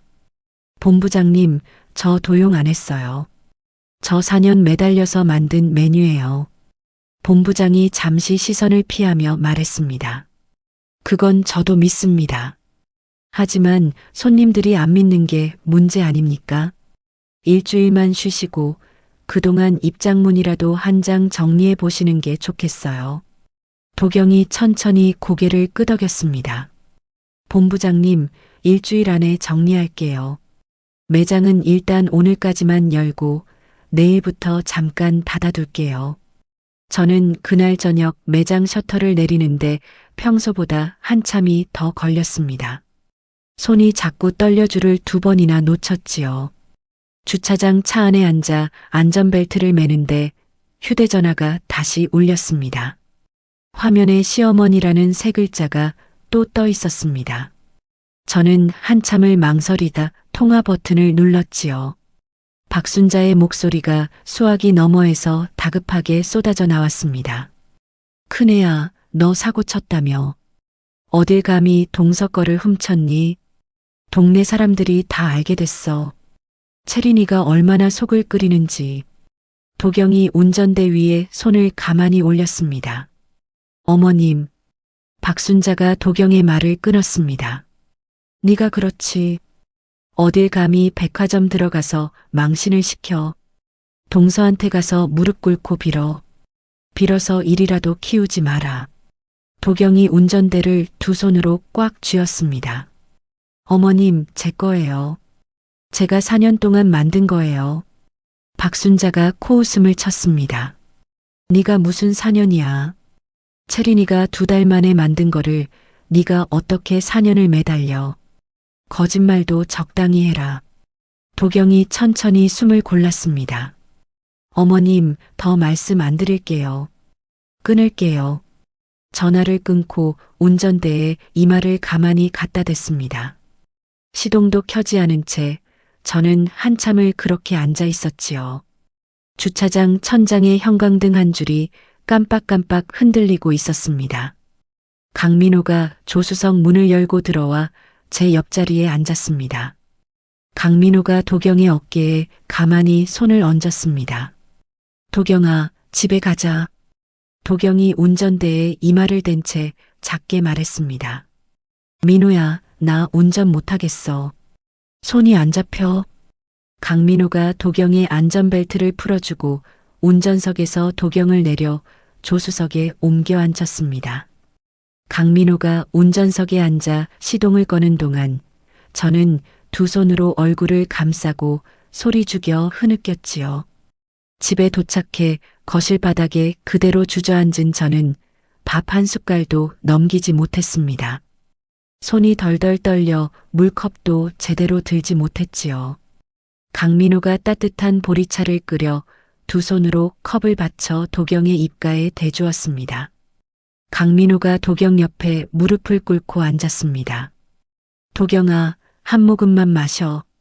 도경이 컵에 입술을 대다 천천히 떼었습니다.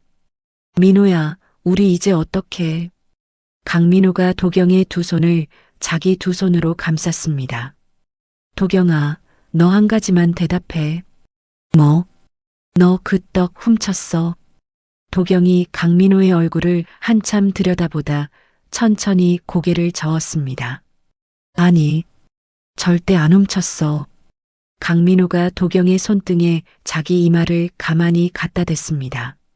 그러면 됐어. 안 훔쳤으면 우리는 이긴 거야.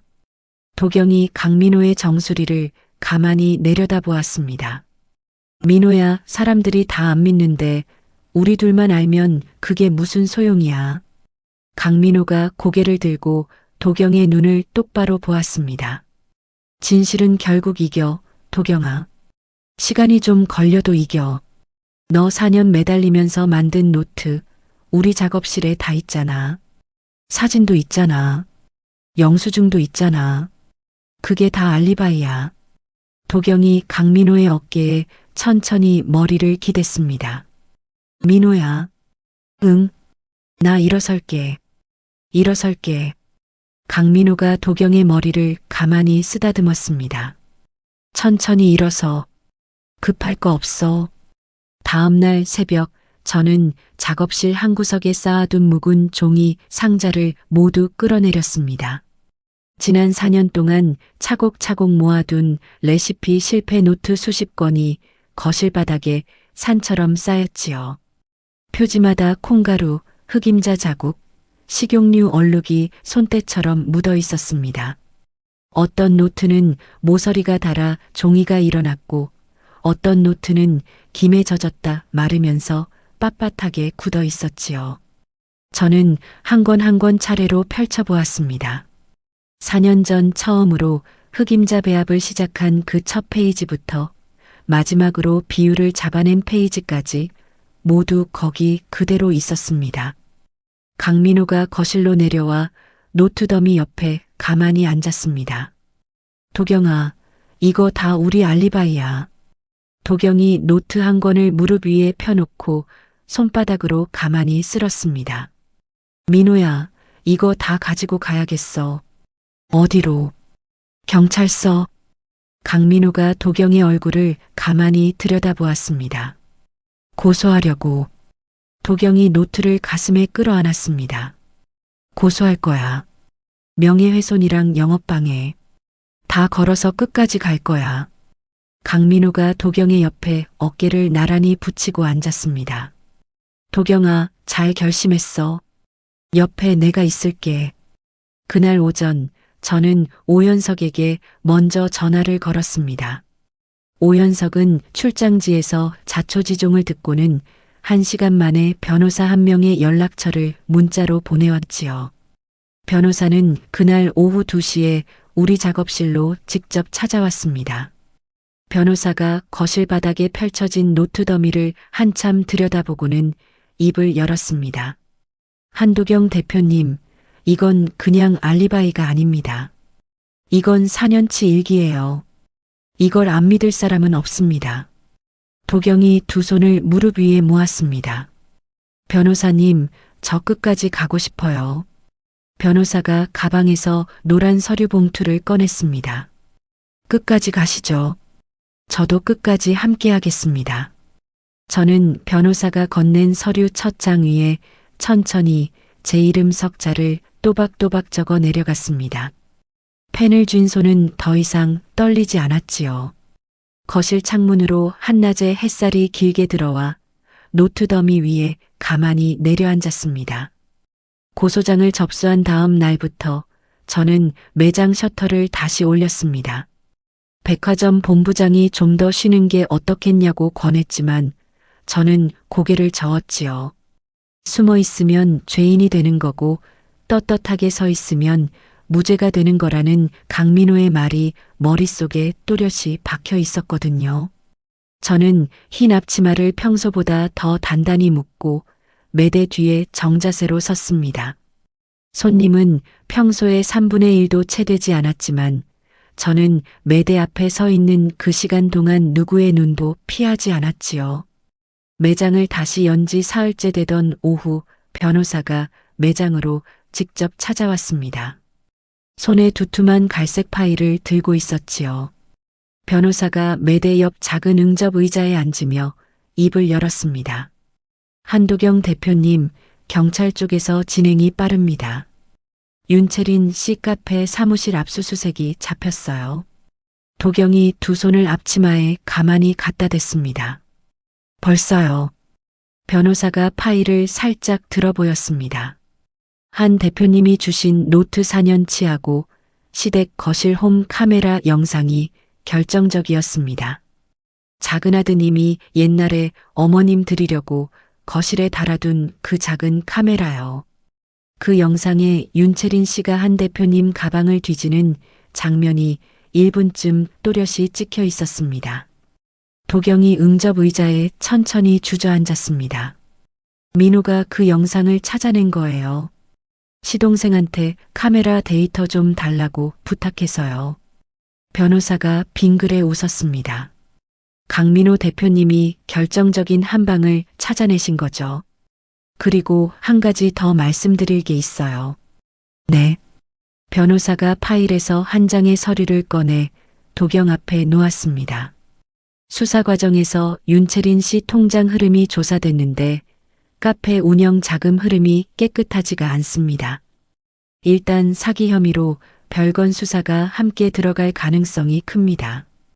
도경이 서류를 한참 들여다보았습니다. 사기요? 누구를 상대로요? 변호사가 차분히 대답했습니다.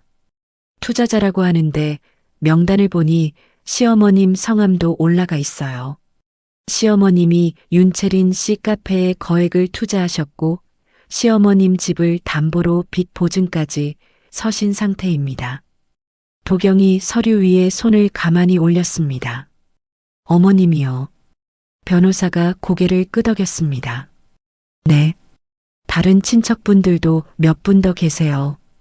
윤채린 씨가 카페 평수를 늘리면서 가족과 지인들 돈을 그쪽으로 다 끌어다 썼고 한쪽 빚으로 다른 쪽 빚을 막고 있었던 거예요.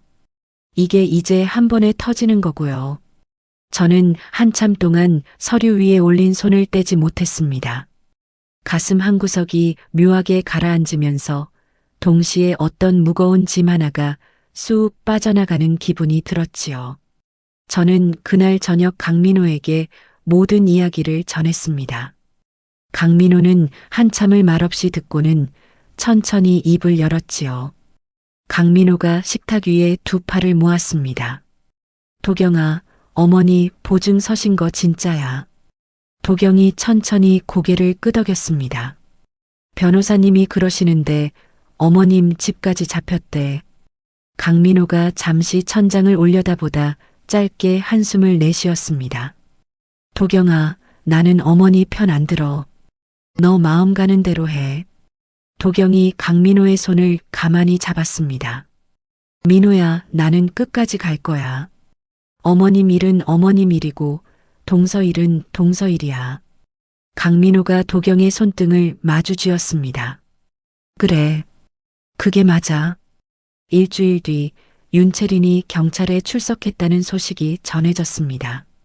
변호사가 그날 오후 매장으로 짧은 메시지를 보내왔지요. 한 대표님, 윤채린 씨 오늘 조사받았습니다. 얼굴이 백지장처럼 하얗더라고요. 카페 두 곳 모두 영업이 사실상 멈췄습니다.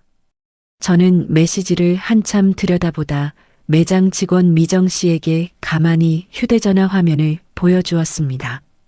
미정이 화면을 들여다보고 두 손을 입에 가져갔습니다. 사장님, 정말 빨리 진행되네요.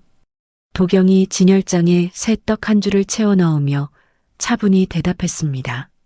미정 씨, 빠른 게 아니라 그동안 쌓인 게 많았던 거야. 한 번에 터진 거지. 매장으로 다시 손님이 차츰 돌아오기 시작한 건 그 무렵부터였습니다. 처음에는 별점을 1점에서 5점으로 바꾸어 놓은 손님들이 한두 분씩 나타나기 시작했고, 그 다음에는 인터넷 게시판마다 우리 매장을 응원하는 글들이 올라오기 시작했지요. 4년치 노트의 일부가 한 기자의 짧은 기사로 소개되자 분위기는 한 주 만에 완전히 뒤집혔습니다. 한 손님이 매대 앞에 다가와 두 손을 모아 인사하기도 했지요. 손님이 진열장 앞에 멈춰서서 차분히 말했습니다. 대표님, 죄송해요. 저 그때 별점 1점 누른 사람이에요. 도경이 손님을 가만히 마주 보았습니다. 손님, 저 죄송하실 거 없어요. 저라도 그렇게 보였으면 그랬을 거예요. 손님이 눈가에 물기를 매단 채 작게 웃었습니다. 오늘은 한 박스 사가도 될까요? 우리 친정엄마 갖다 드리려고요. 도경이 두 손으로 도시락을 받쳐들고 손님 쪽으로 살짝 기울였습니다. 네, 손님. 어머님 입에 잘 맞으실 거예요. 수사가 본격적으로 들어가자 윤채린이 그동안 카페 운영을 위해 끌어다 쓴 돈의 규모가 하나씩 드러나기 시작했습니다. 시어머니 박순자뿐만 아니라 박순자의 친구 2분, 그리고 강민호의 친척 어른 1분까지 피해자 명단에 올라와 있었지요. 어떤 분은 노후 자금을 통째로 넣었고 어떤 분은 살고 있던 집을 담보로 잡혀 있었습니다. 명단을 처음 보던 날 강민호는 한참 동안 식탁 앞에서 일어나지 못했습니다. 강민호가 명단 위에 손을 가만히 올렸습니다. 도경아, 친척 어르신들이 이렇게까지 당하실 줄은 몰랐다. 도경이 강민호의 어깨를 가만히 토닥였습니다. 민호야, 이건 우리가 막을 수 있는 일이 아니었어. 동서가 작정하고 끌어들인 거야. 강민호가 한참을 말없이 고개를 떨구었다가 천천히 말을 이었습니다. 어머니가 친척 어르신 빚 보증까지 같이 서셨대. 어머니 집 한 채로는 다 못 막아. 도경이 강민호의 손을 두 손으로 감쌌습니다. 민호야, 너 너무 자책하지 마. 어머님이 선택하신 거잖아. 강민호가 천천히 고개를 끄덕였습니다. 알아. 알지. 그래도 마음이 안 좋다. 윤채린에 대한 수사 결과가 한 달 뒤 발표되었습니다. 검찰은 윤채린을 특정경제범죄 가중처벌법상 사기 혐의로 구속 기소했다고 밝혔지요. 재판은 길게 끌지 않았습니다. 피해자 수가 많고 피해 액수가 크고 무엇보다 윤채린이 끌어다 쓴 자금 흐름이 너무 또렷하게 드러나 있었거든요. 판사는 윤채린에게 실형을 선고했습니다. 저는 그날 매장에서 짧게 보도된 뉴스 한 토막을 들었습니다. 대형 디저트 카페 대표 윤모 씨, 1심에서 실형 선고. 미정 씨가 매장 한쪽 작은 텔레비전 앞에서 두 손을 입에 가져갔지요. 미정이 도경 쪽으로 고개를 돌렸습니다. 사장님, 끝났네요. 도경이 떡 도시락에 종이띠를 둘러 묶고 있던 손을 잠시 멈췄습니다. 미정 씨, 끝난 것 같지? 미정이 도경의 표정을 살피며 작게 물었습니다. 사장님, 시원하세요.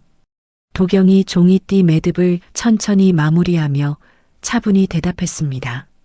시원한 건지 허전한 건지 잘 모르겠어. 가짜로 쌓은 모래성이 너무 한꺼번에 무너져서 그 자리가 좀 휑해 보여. 미정이 고개를 천천히 끄덕였습니다.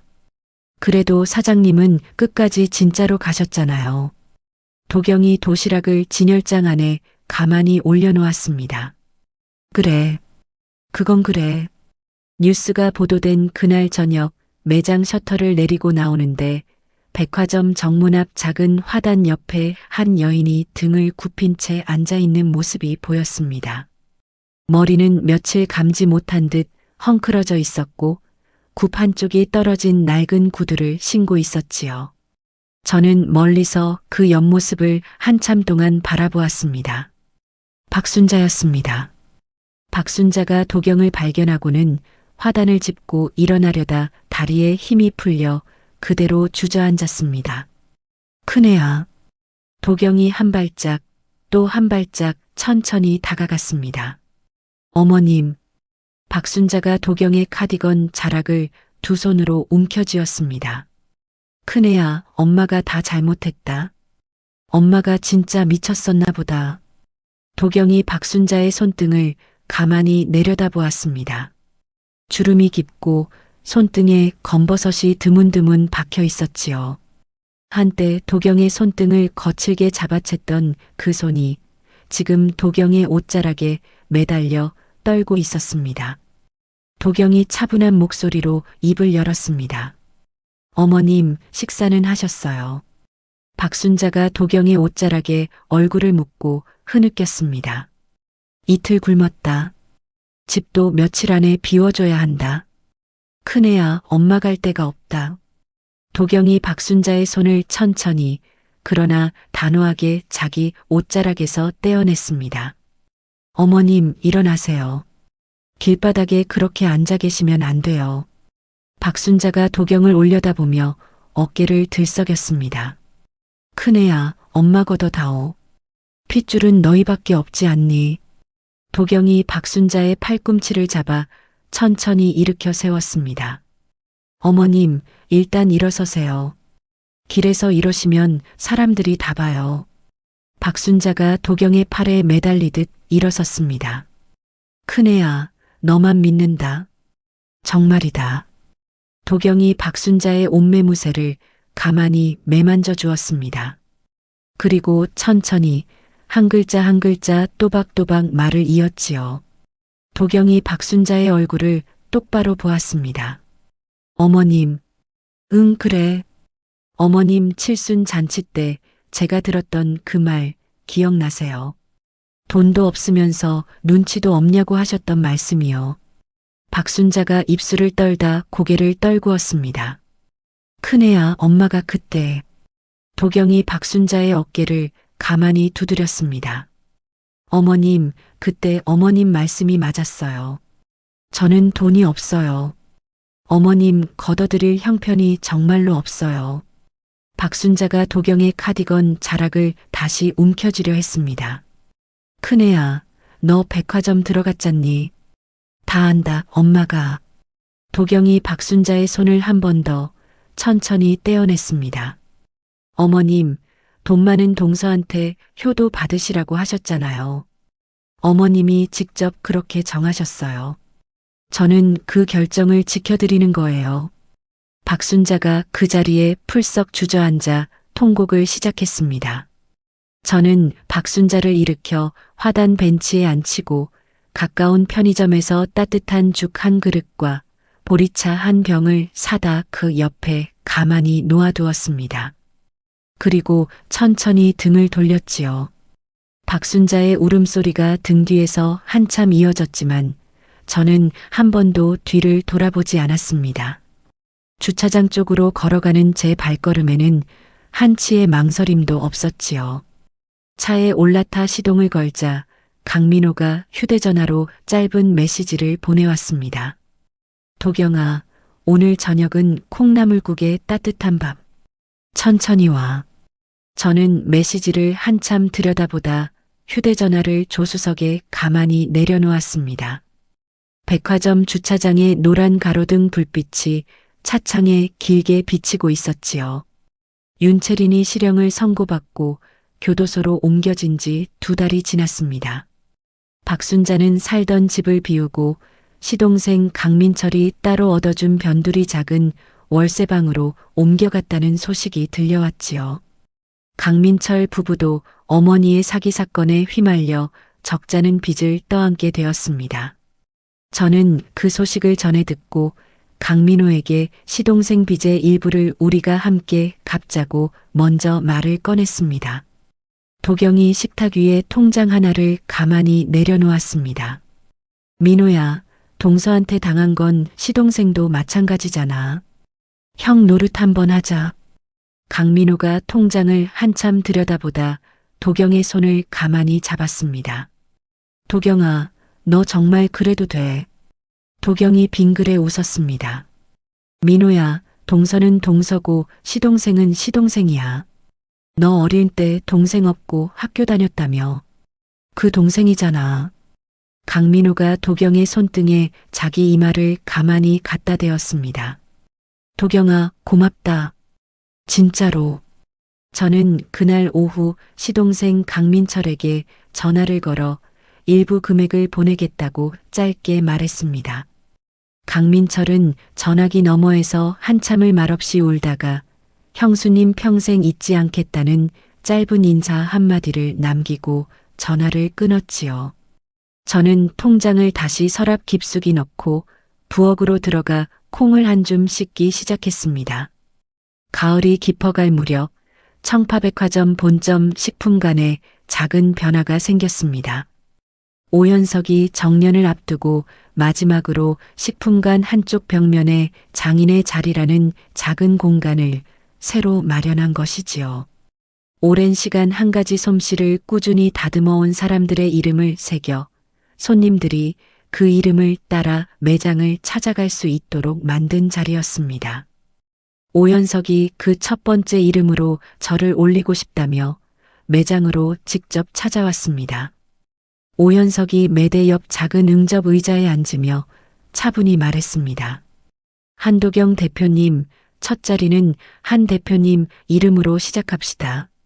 도경이 두 손을 앞치마 위에 가만히 모았습니다. 디렉터님, 저 같은 사람이 그 첫 자리에 들어가도 될까요? 오연석이 빙그레 웃었습니다. 한 대표님이 안 들어가면 누가 들어가오? 그 자리는 처음부터 한 대표님 자리였소. 도경이 천천히 고개를 숙였습니다. 디렉터님, 정말 감사합니다. 오연석이 자리에서 일어서며 도경의 어깨를 가볍게 두드렸습니다. 감사는 그 손한테 하시오. 나는 늘 그 말만 하고 있지. 오연석이 매장을 나간 뒤 저는 한참 동안 진열장 앞에 서 있었습니다. 유리에 비친 제 모습이 어쩐지 낯설게 느껴졌지요. 앞치마 끈에 묻은 콩가루 자국, 손등에 자리 잡은 굳은 살, 그리고 새끼손가락 옆에 또렷이 나분 화상 자국까지 어느 하나 빠짐없이 그대로였습니다. 저는 제 손등을 한참 동안 들여다보다 가만히 미소를 지었습니다. 그날 저녁 매장 마감을 마치고 집으로 돌아왔을 때 강민호가 거실에서 작은 나무 액자 하나를 들고 서 있었습니다. 액자 안에는 강민호가 직접 인두로 새긴 짧은 글귀가 들어 있었지요.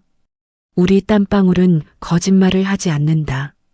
강민호가 액자를 거실 한쪽 벽에 가만히 걸었습니다. 강민호가 액자를 손바닥으로 가볍게 두드렸습니다. 도경아, 여기 걸어놓으면 매일 보지.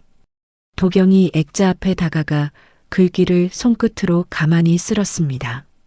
민호야, 이거 우리가 처음 작업실 차렸을 때부터 했던 말이야.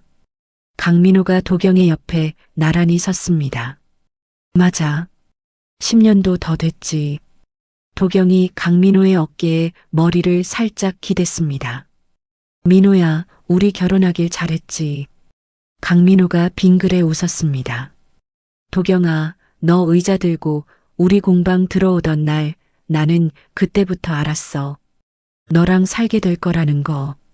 도경이 강민호의 옆구리를 가볍게 툭 쳤습니다. 민호야, 그때 퉁명스럽게 말했으면서 뭘 알았다고 그래. 퉁명은 무슨. 손님한테 나무향 난다고 했잖아. 그 정도면 청혼이지. 두 사람이 액자 앞에 서서 한참을 마주보며 웃었습니다. 다음 날 아침 저는 평소보다 조금 일찍 작업실에 나갔습니다. 가을 새벽 공기가 손등을 차갑게 스치고 지나갔지요. 가스불에 시루를 올리고 새로 볶은 흑임자를 절구에 넣어 가만히 빻기 시작했습니다. 절구 소리가 또랑또랑 작업실 안을 채우는 동안 저는 어머니를 잠시 떠올렸습니다. 시장통 떡집에서 새벽 2시부터 김을 쐬며 저를 키우시던 어머니, 그 어머니의 거친 손등이 제 손등과 점점 닮아가고 있다는 사실이 새삼스럽게 다가왔지요.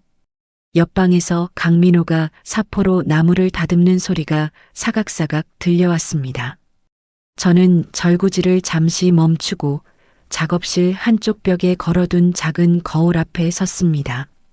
거울 속 제 얼굴에는 잔주름이 늘었고 머리카락 사이로 흰머리가 몇 가닥 비치고 있었지요.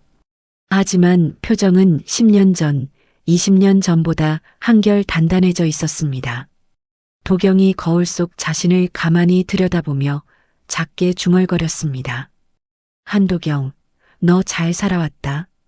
저는 그 말을 한 번 더 입속으로 또박또박 되뇌어 보았습니다. 복수라는 말이 한때는 제 가슴 속에서 시뻘건 불덩이로 타올랐지만 이제와 돌아보니 그것은 그저 제자리를 지키는 일이었을 뿐입니다. 화려한 동서가 무너지는 자리에서 저는 박수를 치지 않았고 시어머니가 길바닥에 주저앉던 자리에서 저는 의기양양해하지 않았습니다. 저는 그저 제자리에 묵묵히 서서 매일 새벽떡을 안 치고 강민호가 깎은 도시락에 그 떡을 담아왔지요.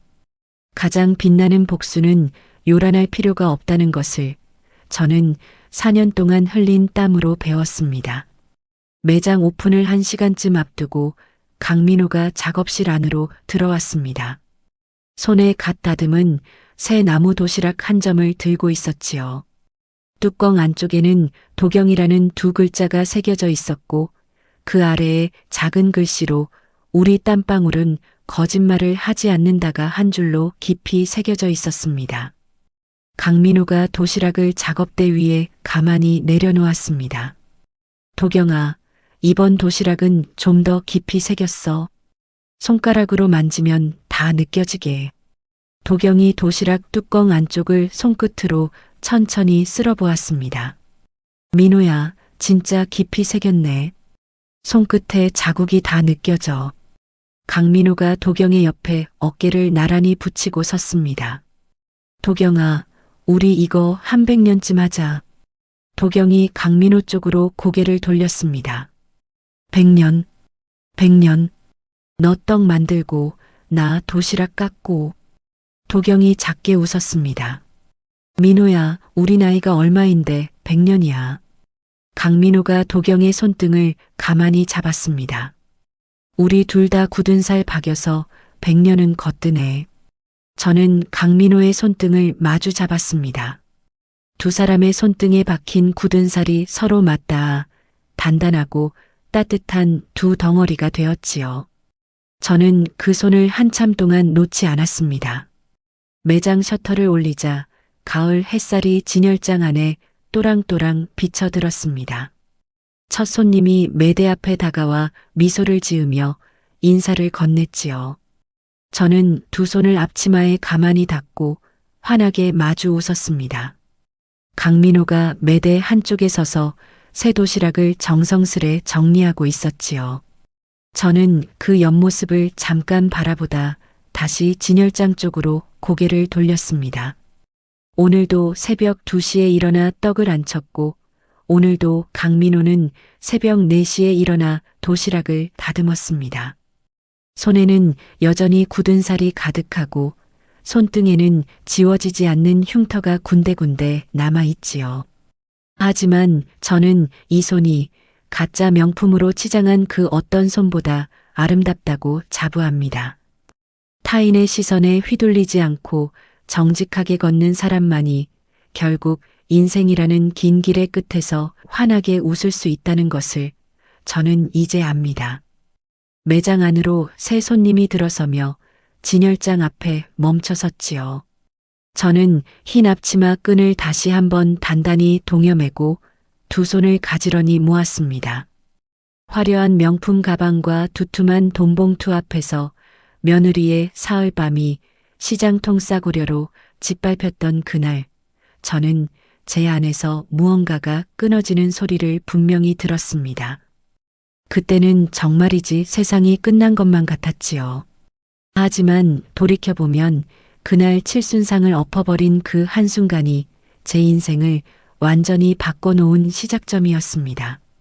가짜로 쌓아 올린 모래성은 결국 한 번에 무너지고 묵묵히 흘린 땀방울은 끝내 황금빛 결실로 돌아온다는 것을 저는 4년의 시간을 들여 배웠습니다. 돈 많은 동서에게 효도받으라며 등을 돌리던 그 자리에 저는 한치의 후회도 남기지 않았어요. 혹시 지금 누군가에게 무시당하고 외면당하고 정직하게 산 것이 손해처럼 느껴지는 분이 계신가요? 부디 자신의 손에 박힌 굳은 살을 한 번만 가만히 들여다보세요. 그 굳은 살이 가짜 명품으로 치장한 그 어떤 손보다 아름답고 인생이라는 긴 길의 끝에서 결국 환하게 웃는 사람은 묵묵히 정직하게 걸어온 바로 당신이라는 사실을 저는 제 삶으로 증명해 보였습니다. 이야기를 끝까지 들어주신 분이 계시다면 잘 들었다고 댓글 하나만 남겨주세요. 감사합니다.